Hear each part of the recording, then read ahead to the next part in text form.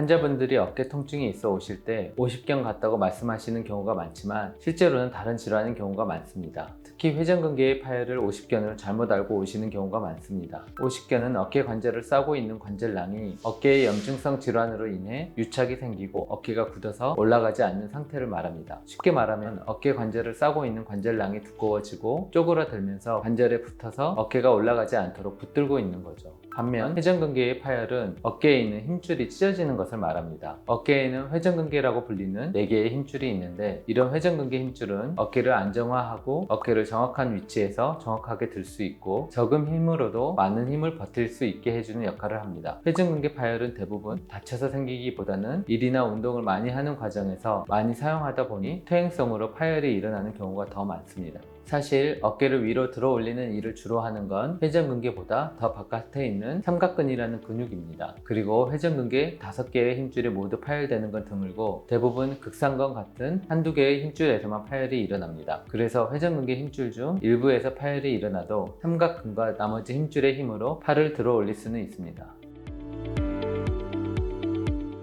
어깨가 아프다는 점이나 증상의 지속기간이나 밤에 주로 많이 아프다는 점은 비슷합니다. 그래서 환자의 주관적인 느낌으로는 두 가지 질환을 정확히 구분하기는 힘듭니다. 두 가지 질환 중 가장 뚜렷한 차이는 팔을 들어 올리는 모습이 차이가 납니다. 오십견은 관절낭이 유착되어 어깨를 잘 들어 올리지를 못합니다. 사실 팔을 들어 보라고 하면 어깨를 들어 올리지는 못해도 승모근을 사용하거나 몸통을 틀어서 어깨를 억지로 드는 모습을 보입니다. 그래서 등을 벽에 붙이고 양측 어깨를 동시에 들어보면 아픈 어깨에 굳어 있는지 명확히 알 수 있습니다. 회전근개 파열의 경우 팔을 들어 올릴 수는 있는데 보통 60도에서 120도 사이 각도에서 통증을 호소하게 되고 그 이상 팔을 들어 올리면 좀 더 편안하게 올라갑니다. 그리고 노령층에서 파열이 일어났을 때는 회전근개 힘줄 하나가 아닌 여러 개여서 광범위한 파열이 일어나는 경우도 있는데 이때는 어깨를 들어 올릴 수는 있어도 힘이 들어가지 않는다고 하시는 경우도 있습니다. 오십견의 경우 통증이 심한 급성기가 있고 관절이 굳어있는 동결기로 구분되는데 현재 어깨가 아파서 꼼짝달싹하기 힘든 급성기에는 운동치료를 하기가 힘듭니다. 이때는 어깨에 신경주사나 프롤로 주사, 약물치료 등을 통해서 급성기의 통증을 호전시켜주는 치료를 우선 해야 합니다. 오십견 환자 중 이러한 급성기 때 치료 없이 지내거나 약국에서 약 사다 먹었더니 저절로 나았다고 하는 경우가 있는데 급성기에서 동결기로 넘어가서 통증은 사라졌지만 어깨가 다 올라가지 않고 굳어있는 상태로 변한 경우가 대부분입니다. 이때 어깨를 들어 올려 보라고 하면 건강한 쪽 어깨와는 다른 모습을 보이고 승모근 사용이나 몸통을 비틀어 들어 올리는 모습을 보이게 됩니다. 따라서 너무 아픈 급성기에서 병원 치료를 잘 받았거나 혹은 시간이 지나서 통증이 줄어든 시기가 되면 어깨 운동 치료를 열심히 해서 관절 가동 범위를 모두 회복하는 것이 중요합니다.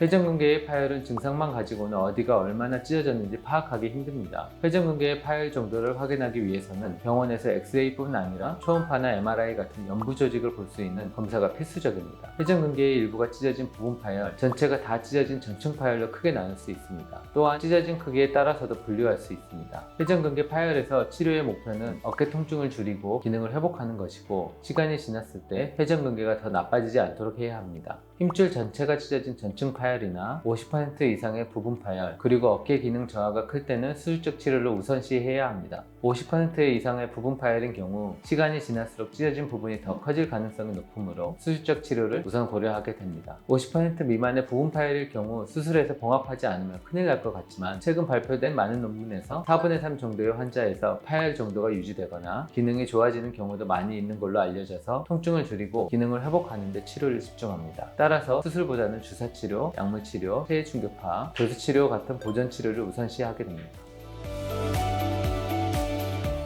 어깨 통증이 있으면 오십견과 회전근개 파열을 모두 의심해보는 것이 좋습니다. 다만 앞에서 말씀드렸듯이 어깨의 통증이라는 주관적 느낌은 오십견이나 회전근개 파열, 심지어는 석회성 건염, 충돌 증후군 같은 어깨의 다른 질환도 거의 비슷하기 때문에 서로 구별이 되지 않습니다. 따라서 어깨가 아프시면 정형외과를 방문하셔서 정확한 진료를 받아보시는 것이 좋습니다. 다만 급성기를 지나 동결기에 접어든 오십견은 어깨가 아팠다가 나았다고 착각할 수 있기에 집에서 양측 어깨를 들어 올려서 똑같이 올라가는지 꼭 체크를 해보시고 한쪽 어깨가 올라가는 것이 차이가 나면 아프지 않아도 정형외과를 방문하시기를 권합니다.